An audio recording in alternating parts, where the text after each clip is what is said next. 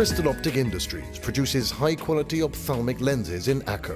היתרון של העדשות שאנחנו מייצרים לעומת המתחרים זה ששדות הראייה בעדשות שלנו הן הרבה יותר רחבות, העדשה היא יותר נוחה, הפציינט, במיוחד שמרכיב העדשות שלנו, שם לב לזה.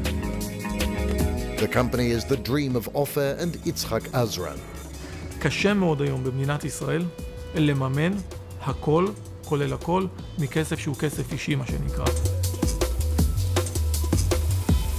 לולא קרן צפונה, בטח שלא הייתי במצב שאני נמצא בו היום, בטח לא היינו נמצאים ברעיון הזה היום, אני בטוח ב1,000,000%, כי צפונה גרמה לי להשלים את כל תהליך הייצור שלי. The support of the fund enabled Crystal Optic to establish its own advanced lens manufacturing facilities in partnership with the Japanese giant Tokai. זה הרבה מעבר לכסף. גם השאלה הזאת שהם שואלים אותך, נו, איך עכשיו, אתה צריך עזרה, אתה צריך משהו, זה נותן לך את הדרייב ומעודד אותך גם להצליח. Today, throughout Asia, South America and beyond, people are wearing high-quality lenses produced in Crystal Optic's factory here in northern Israel.